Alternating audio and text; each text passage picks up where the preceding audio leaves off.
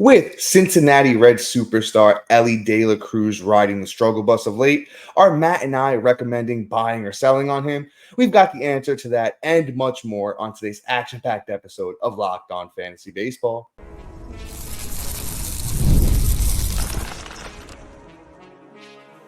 You are Locked On Fantasy Baseball, your daily fantasy baseball podcast. Part of the Locked On Podcast Network, your team every day. Hello, fantasy baseball fanatics, and welcome to the Locked On Fantasy Baseball podcast, brought to you by the Locked On Podcast Network, your team every day. As always, we're your number one source of fantasy baseball knowledge, and thank you for making us your first listen each and every day. I'm your host, Dominic Martino. You can find me on Twitter at DomMartinoFB. Here, as always, with my brother, my co-host, my partner in crime, Matthew Ane, and you can find him on Twitter at Matthew_Ane. If you're listening on a platform like Apple or Spotify that allows 5-star ratings and reviews, we would truly appreciate it if you could do that for us.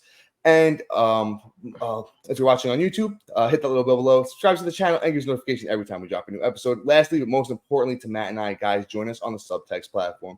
On Subtext, it's an in-depth personalized experience through text messaging alerts right to your phone, offering so much more than we can in this 30-minute episode. And today's episode is brought to you by FanDuel. Make every moment more. Right now, new customers get $150 in bonus bets with any winning $5 bet. That's $150 with any winning $5 bet. Visit FanDuel.com/locked-on to get started today and dive into the ultimate fantasy baseball experience with our exclusive Locked On Fantasy Baseball hat giveaway. If you're watching on YouTube, you can see Matt and I are rocking them. And if you're not, go check us out on YouTube and check them out, because this is an awesome chance to win one. Score big by simply sharing any of our posts on X or Instagram. Each share earns you an entry into the draw. The more you share, the greater your chances are of winning. Don't miss out. The drawing will be held on June 14th, so get in the game now. And Matt, this is a fun episode. We love doing these episodes every week, kind of giving recommendations on, who we're high on, who we're low on. And we have a great name at the top of today's episode. So Matt, why don't you take it away? Sure, no problem. We're talking Elly De La Cruz. So this isn't okay, it's like our super buy low kind of situation either. It's more of just like hey, like he's underperforming. He's no longer like the best player in baseball so far this season, and he's kind of come down to earth. And you're starting to see the batting average starting to tick down, which is the exact same thing we saw last year. Now, am I worried about Elly De La Cruz? Absolutely not. I think that Elly De La Cruz is going to be just fine. I think he's going to bounce back. In the minors, the kid has hit like 300, 290, 280, etc. And, you kind of look at it like this and you go, all right, I could use the fear of him now, negatively regressing during the season like he did last year. Say, okay, I could probably get him on a trade and kind of at least make him pretty much attainable, because at some point he was not attainable, right? He had Ronald Acuna flows. He's already on like a 70 stolen base pace, if not like 100 at this point. It's actually kind of bananas. So with Elly De La Cruz, you're now able to go out and kind of acquire him. So it's still going to take an overwhelming offer, but it's not going to be as overwhelming as that. Like, by no means you're going to have to give up like a Shohei Ohtani to get him. It's more of like, okay, I could probably look exactly what that team needs, probably fill their needs with like 2 or 3 players, and have to at least include probably about a third or second round player that I drafted this year to get that job done. But before that, it was, if I'm not getting Ronald Acuna or Shohei Ohtani, you're not getting Elly De La Cruz. And I'm still asking for more because, well, maybe not for Acuna, but for Ohtani, he's not stealing the bases Elly De La Cruz was. So Elly De La Cruz right now, I feel, is actually attainable. It's just going to cost you just a little bit of a penny, but he may be worth going out there and grabbing, especially if you're struggling to shortstop or third. And quite honestly, he can win you the stolen base category on the week. The only thing is he may not be as helpful in points category, so this may not be as applicable to them. Yeah, man, I agree with a lot of what you said there. And Elly De La Cruz is such an interesting name because honestly, I could see a situation where he fits on either side of today's episode with the trade for or trade away, to be honest. It really depends on the value that you're getting back. Because, as you look at Elly De La Cruz's numbers for the last 30 days, it's super interesting. He's only hitting 183, 1 homer, 11 runs, only 6 RBIs in the last 30 days. That's 104 at-bats. Does have the 13 steals, of course, but it's bringing into question, are the pitchers adjusting back to him now? Can Elly adjust back to them again and kind of, get that ebb and flow of adjusting to being a star in the big leagues? We obviously know he's super fast. We obviously know he's great at defense. But when you look at a lot of the underlying stuff, of course he hits the ball super hard. He's a massive man at 6'5", 200 plus pounds. But when you look at the underlying stuff for batting average, they don't really believe in it. He's swinging and missing a lot, striking out a lot. And obviously today's day and age, you can get away with that. But Elly's not. And, as you said, man, at the end of last year, the batting average wound up at, 235 over 98 games, 388 at-bats. He's at 233 this year, struggling the last month. So I really think it depends if you're the Elly De La Cruz owner. Do you need the steals that bad? Do you believe that, he can bounce back and be the number, enough first round, caliber player? That's definitely possible. But if you're relying on it, maybe you sell high. Maybe you sell low, actually. Maybe you take what you can get. And get two really good players, maybe get you a good outfielder and a pitcher, maximize the value of the name on him. So it's just a really interesting, cause with Elly De La Cruz. I wanted to take a little bit of time on him because he's such a polarizing player and, very interesting, on what to do with him. Honestly, I'm probably holding a little bit longer. I think he'll break out of this slump. Maybe he can maximize that value even a little bit more, but I'm not mad at you if you're selling at 75 cents on the dollar there. Bro, that's a great point too, because say for instance, you're in lower and you had a really slow start. You dealt with a lot of injuries. That's a great point. Maybe I'm not saying it's time to bail out, nor do I think he's not going to finish at a top 50. This is by no means like a take on him, but ultimately you could also fill 3-4 holes that you probably have in your lineup. I think that's where you can capitalize right now. Yeah, so both sides of that are kind of applicable with him. Me personally, I'm in a good spot. I'm going out and acquiring him if I have a lot of assets. If I don't, then maybe it is time to go. But yeah, Dom, keep it moving. Let's talk about this next guy. Go ahead. Yeah, let's. We've honestly talked about him a lot, but I want to keep talking about him. Let's talk some Austin Riley, a guy that we know who he is. Been doing it for a couple of years. Just dealt with a couple of injuries so far this year. Hasn't really had a healthy run at things, and I think owners are panicking, especially in redraft leagues. I really, really think you can buy 50 cents on the dollar right now on Riley, who only has 3 home runs, hitting 234. It's only 44 games and 175 at bat. That's why I'm not worried. And I think this Atlanta Braves team really needs, a guy like him. Hey, when they were down to Cunha, where they're not going out and making a move right this second. Not at the trade. Not saying at the trade deadline they won't come out, and surprise us all. Well, it's not really going to surprise us all, but go out there and get a big name to, kind of fill those shoes. But I think Austin Riley, somebody we can look to over the last 3 years, has been stellar at batting average, has hit 30 plus home runs, 38 and 37 the last 2 years, 90, 3 plus RBIs last 3 years, 90 plus runs last 3 years, 27 years old, right in the prime of his career. And it's just that, the talent doesn't go away. The underlying stuff doesn't look super sexy for him. But, as far as hitting the ball hard, he's getting that done. I think the batting average is something that will turn around. I think at least at worst 260. But, if he really gets into that Austin Riley swing of things, he'll have the 30-plus homers and the 275-plus batting average as well with the sexy counting stats. Oh, I completely agree. And I mean, on top of that, too, you look last year, he had a little bit of a slow start. Obviously not 2 months worth, but he did hit 243 for the first month of baseball. So maybe this year it's taking a little bit longer.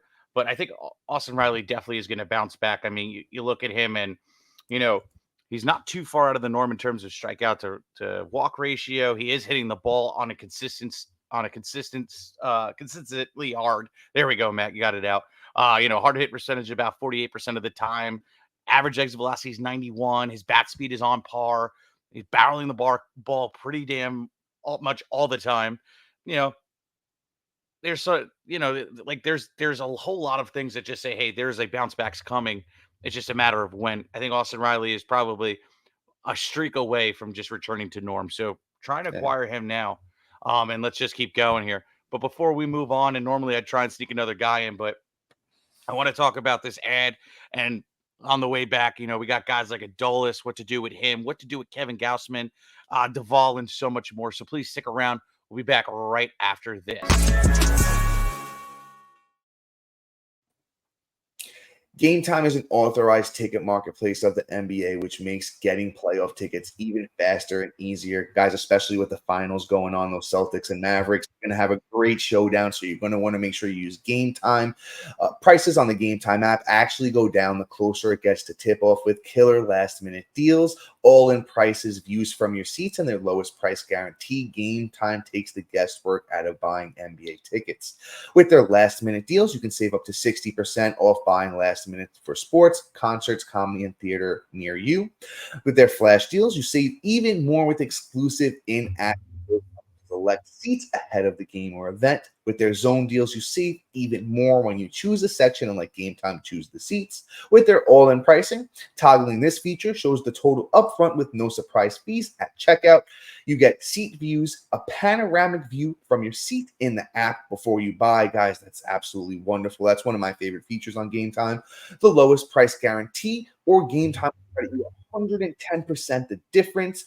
And Game Time's ticket coverage, your purchase is covered with the most flexible customer service policy in the ticketing industry. Take the guesswork out of buying MLB tickets with Game Time. Download the Game Time app, create an account, and use the code LOCKEDONMLB for $20 off your first purchase. Terms apply. Again, create a separate account and redeem the code LOCKEDONMLB for $20 off. Download Game Time today. Last minute tickets, lowest price guaranteed.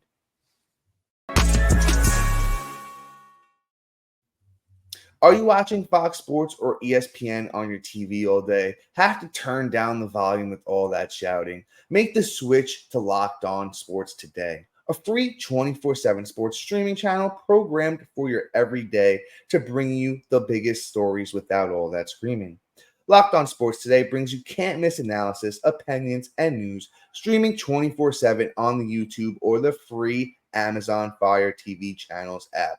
Part of the Locked On Podcast Network, your team every day. And we're introducing the Locked On Fantasy Baseball Podcast Diamond Club on the Subtext platform, your ultimate fantasy baseball companion.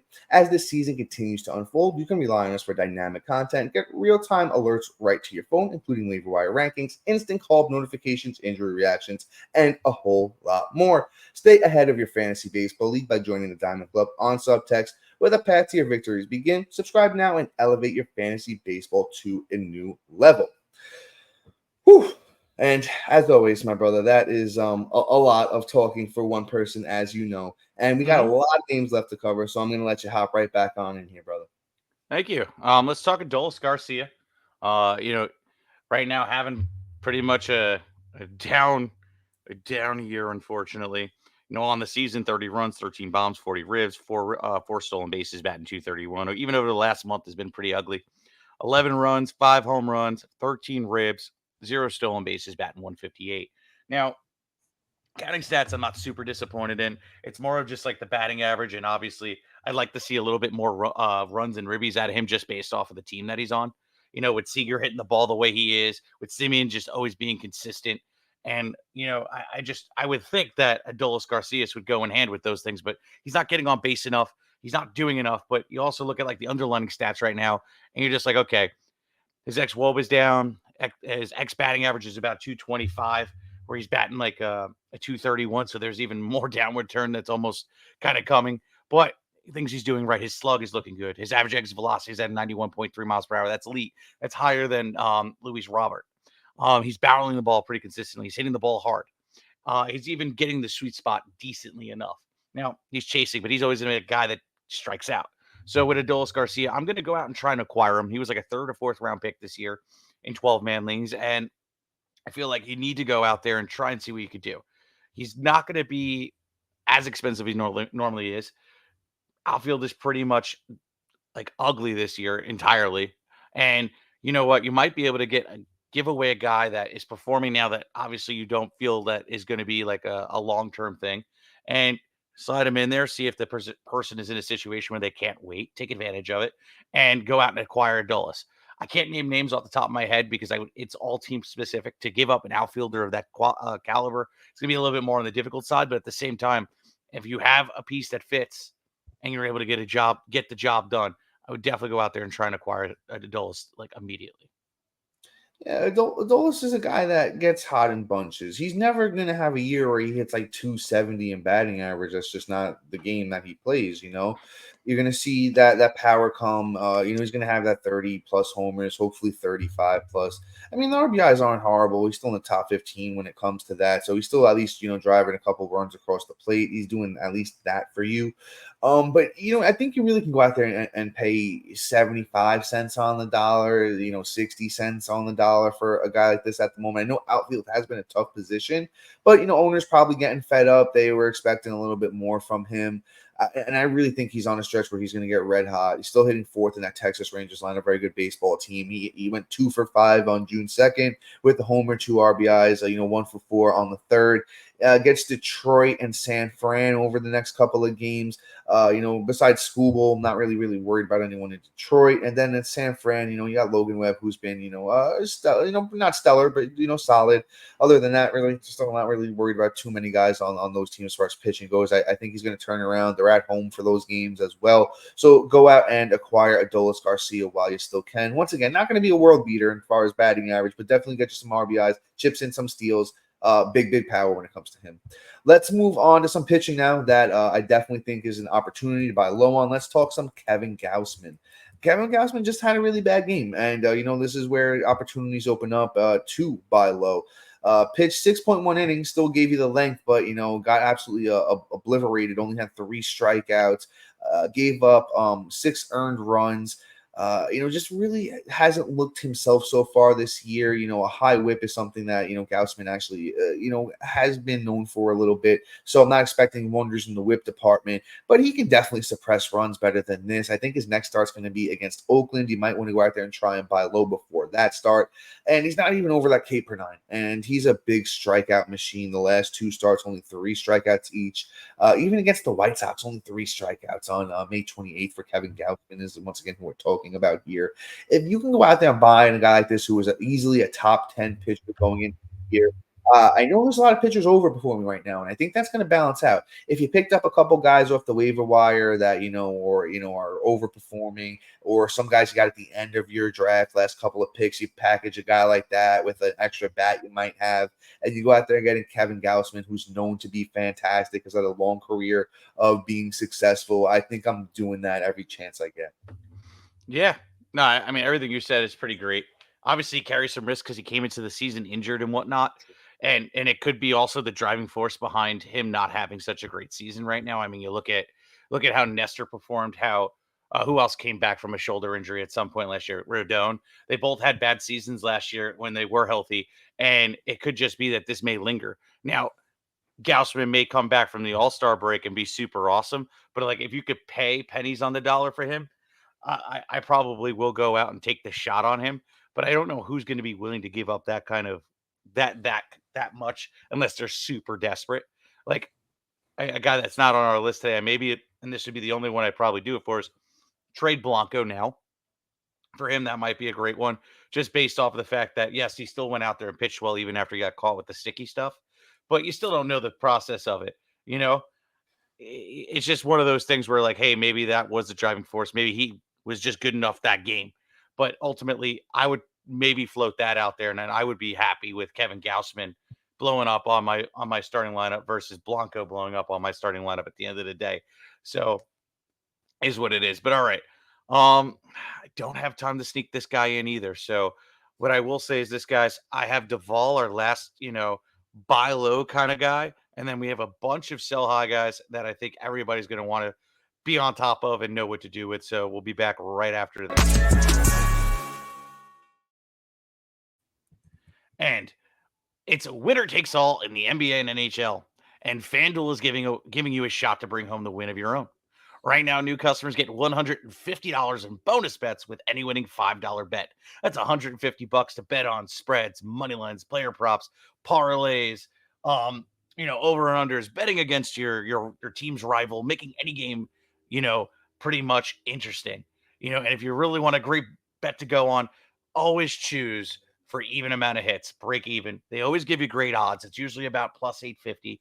And why not throw $5 on it? You not only, if you hit that, you're also winning $150 on top. So visit fanduel.com/locked on. Make every playoff shot count. FanDuel, America's #1 sportsbook. And all right, we are back. And honestly, I'm going to roll right into this next guy since I have them all lined up and teed up. And that's Camilo Doval. So Doval is an interesting case. He is not performing in any which way that we would have expected. He's blowing saves. He has an ERA of 4.24. And quite honestly, this is just uncharacteristic as a guy that's been this is his fourth major league career, fourth year in the major leagues, right? Where he's had a 2.93 ERA, a 2.53 ERA, a 3 ERA. He's always been well over a K per 9. Thank God that's still in play. His whip is incredibly high at a 1.629, whereas his worst season was a 1.241. Last year was a 1.13. A 1.13 and then a 1.03. I look at it and they're like, he has to at some point return to the mean.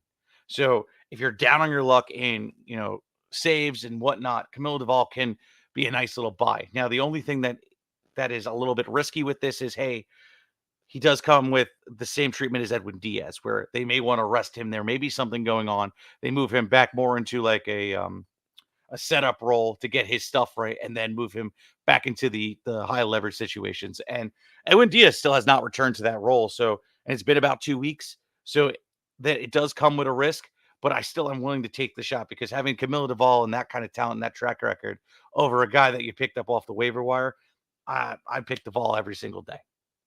Yeah, Matt, we're in step here with Doval. He's just been too good for too long. I mean, he has over his first 3 seasons, obviously not including this year, Doval has 69 saves. It's 162 innings pitched, 204 strikeouts, a 2.77 ERA. It's 166 games.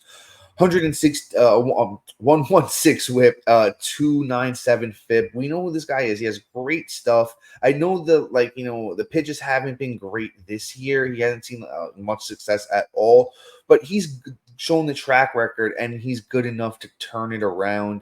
He throws really hard, has, secondary stuff is pretty good as well. I think Camilo Doval has proven himself at this point in his career that he's a very, very good closer. You might be able to catch somebody off guard and, throw Doval in the trade too, and that gets it done. I really think he's somebody we can go out and acquire very, very cheap. But let's move into guys that we're actually, we're selling high on at the moment. Once again, a sell high doesn't mean that we don't think they're good or going to be good the rest of the way. It's just that they're performing really well right now, and you can maximize your value. So let's move into that first name. It's Nolan Gorman.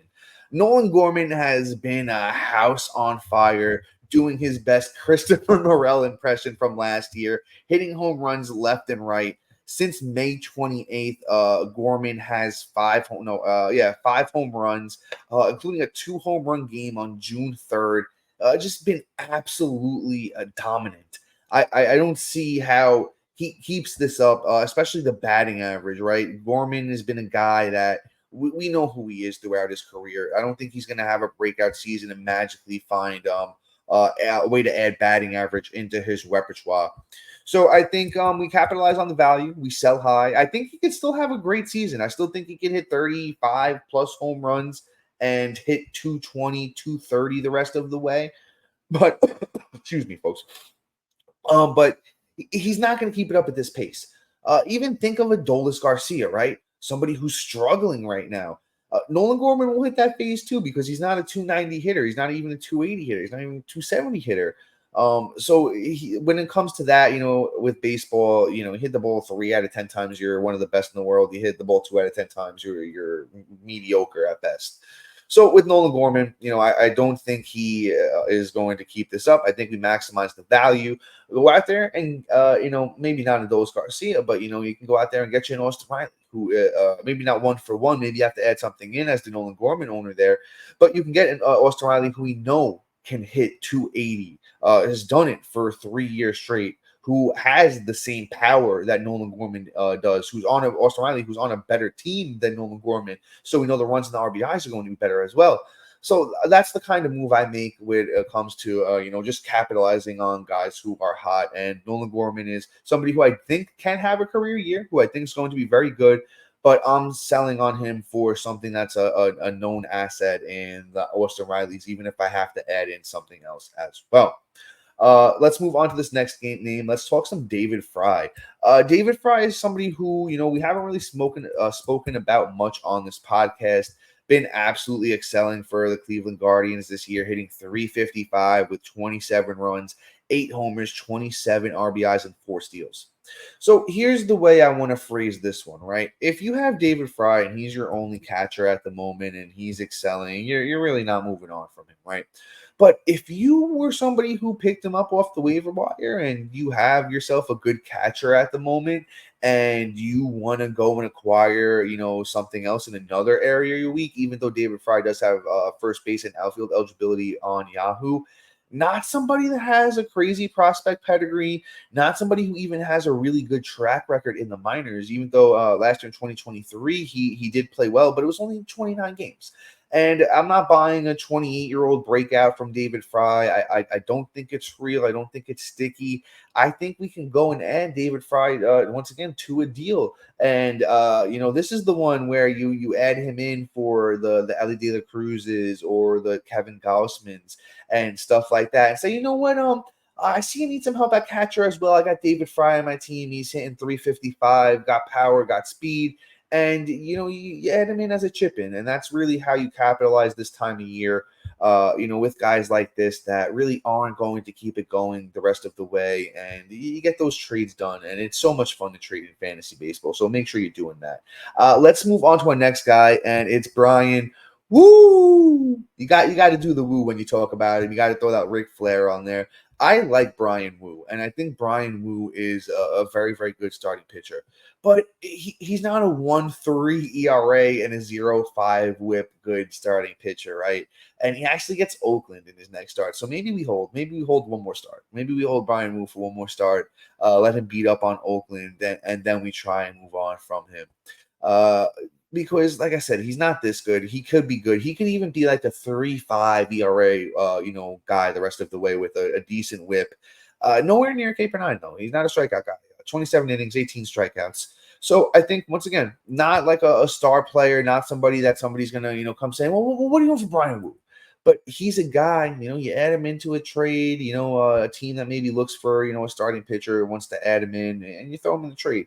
Like I said, he's very, very good. I even think the rest of the way he could be, super useful. And, pitches in Seattle, great park to pitch in. Underlying stuff looks pretty good for him. I don't really love that he's mainly a fastball, sinker kind of guy. Would love to see, him adding some, breaking stuff, especially when, the four seam and, the sinker coming in at the same velocity. Really needs to, he's thrown a sweeper a couple times this year. Thrown a slider a couple times this year. Actually has, with the minimal throws on them, has seen some success along the way. And I know he's seen great success with the four-seamer and the sinker, but I don't think it's going to keep hitters off guard, the way it is now. So Brian Wu, like I said, somebody I believe in, somebody I think is going to be good. But if you find somebody who that believes in him even more, sees these numbers, looks at the underlying stuff, really thinks he's going to have a breakout season and just be monstrous the rest of the way, capitalize. If you could throw him in, like I said, all the guys we talked about earlier, all guys that I think, have known value, the Austin Rileys, the Adolis Garcias, the Gausmans, the Duvals. Elly De La Cruz, like we talked about, is somebody that can go either way. I could see that going either side of the coin. But Brian Wu is somebody that will not keep up, a sub-2 ERA with a sub, 0.6 whip. Obviously, we see the K-9 is not something that he's going to excel at either. Like I said, I think he'll be good, but trade him. I think you could capitalize that value very, very well right now. We might only have time for one more name, so I kind of want to, I have two here planned. I want to pick one that I think is a little bit more interesting. Let's talk some Ben Brown. Ben Brown is somebody who actually might not hold that rotation spot too much longer. Has been successful in his short showing here so far in the bigs. Did get hit around in his last start. But what's his name? Jordan Wicks is coming back pretty soon. Looks like Jordan Wicks is back in 2 weeks, maybe something like that, 3 weeks. So as Ben Brown is dominating, I'll read you off the numbers there. I really do love him. 3.33 ERA, 109 whip, 51 innings, 61 strikeouts for Ben Brown. He's actually even still 50% owned on Yahoo. I'll even say this: if Ben Brown is still out there in your league, pick him up. But I think if you have him and if you're in a deep league and a league that values pitching, I know there's a lot of those leagues out there. You could sneak them into a trade. Maybe the owner that you're trading with isn't paying attention. They don't know that Jordan Wicks is going to be back sooner than later. But I do think Ben Brown is a guy that could hold down this roster spot. That start against Milwaukee, where he went 7, had 10 strikeouts, didn't allow a run, .29 whip in that game. Obviously, got the quality start. Was just a showing of how good Ben Brown could be, but also that a guy will, even if he stays in rotation, be on an innings limit. He'll get the Erie Perez treatment of last year, get sent down at some point to kind of manage where he is. Hasn't thrown a crazy amount of innings in his minor league career, so I think we just capitalize on the value of Ben Brown right now, and with the prospect pedigree on him, people know how high end of a prospect he was coming up, and seeing the success he is so far. A lot of value there, a lot of value. Once again, when we're talking about trading away these guys, it's not that we don't think they'll be good the rest of the way or, good at all. It's just that they're so hot right now, and you capitalize on the value. You go out there and get guys that aren't doing good, and that's how you kind of just keep things rolling all year long. Trading is such a fun part of fantasy baseball, so you should definitely, capitalize on it. You socialize with your friends, have a good time there. But guys, that's all for today. So make sure to like, subscribe, comment, rate, and review. And thank you for making Locked On Fantasy Baseball your first listen each and every day. But guys, until next time, see ya.